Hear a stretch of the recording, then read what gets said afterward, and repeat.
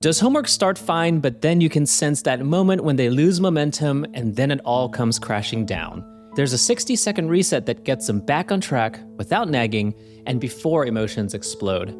You'll learn the power of if-then statements and the precise language that builds them up and what to avoid that pushes them further into shutdown.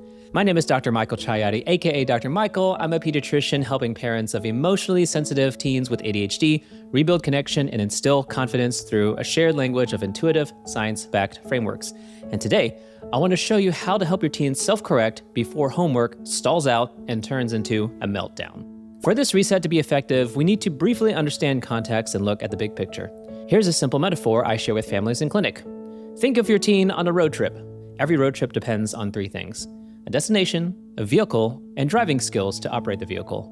The destination is your teen's motivation and purpose. The vehicle is their brain and body, that is, their physical and emotional capacity.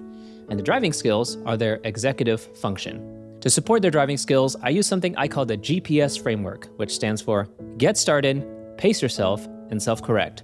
In my most recent video, we focused on pace yourself using scheduled intentional breaks to prevent burnout.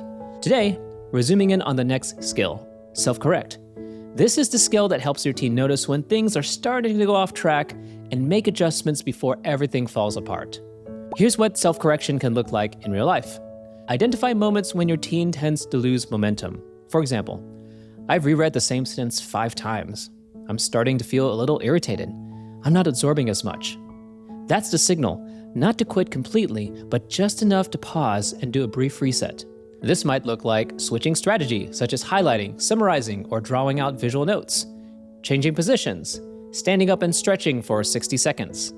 They're still doing the same task, but with small changes. The goal is to help their brain re-engage without tipping into overwhelm.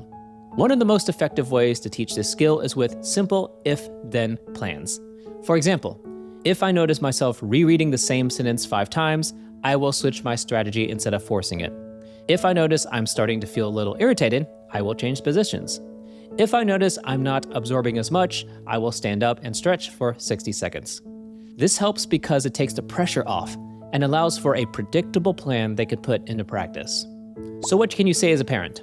Here's why I love frameworks and metaphors, because it illustrates the power of language. When it comes to skills like focus or regulating emotion, the language we commonly use makes it feel like it's who we are. For example, I get distracted so easily. I have trouble paying attention. I get emotional really fast. I have anger issues. These thoughts can lead towards an internal perspective that says, there must be something wrong with me. And this is why language really matters. Use language that focuses on the process, not on who they are. For example, you may plan scheduled brief check-ins with your teen and say something like, hey, just doing a quick check. Does the drive feel smooth right now, or are you noticing signs of drifting? Or maybe add, do you feel like you need a pit stop? Is your engine overheating in this moment? It may feel silly the first time you do it, but this kind of language does something powerful. It externalizes the learning process, so it feels like you and your teen are solving a problem together, rather than shining a spotlight on who they are as a person. I talk about this in the Pace Yourself video, planning scheduled breaks before full overwhelm and shutdown kicks in. Both skills work synergistically together.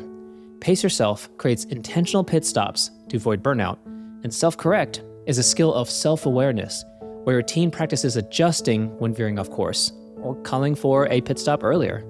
Here's something important I want parents to hear. Getting off track does not mean your teen lacks discipline. In fact, self-correction is a skill. Think about learning to drive. No one expects a new driver to stay perfectly centered in the lane at all times. Let's take it one step further. I like to think of the ADHD brain as a high-performance race car. Even race cars are designed for pit stops and adjustments. Therefore, the goal isn't perfect focus for hours on end. The goal is learning to notice signs of drift, gently self-correcting, and then continuing, all without spiraling into shutdown. Here's what you can do starting today. Step 1, reassure your teen that drifting off course isn't a sign of failure. Learning how to self-correct is a skill they're encouraged to practice. Step 2, choose a 60-second reset activity they can use the moment they start veering off course. Step 3, use a simple if-then statement so your teen recognizes exactly when to initiate the 60-second reset. Final reminder, Use language that talks about the drive, not their identity. And just remember, like any skill, this will take practice, both for you and your teen. They'll miss signs. They'll still shut down sometimes. That does not mean it isn't working. The small steps you're taking day by day are building progress, and that is worth celebrating. If you haven't seen my previous video on the pace yourself skill, I encourage you to watch it next. Today's skill pairs very well with the skill taught in that video. And if you tried a strategy, I'd love to hear how it goes. Leave a comment and tell me what you noticed. Stay encouraged and hopeful, my friend, and we'll talk again next time.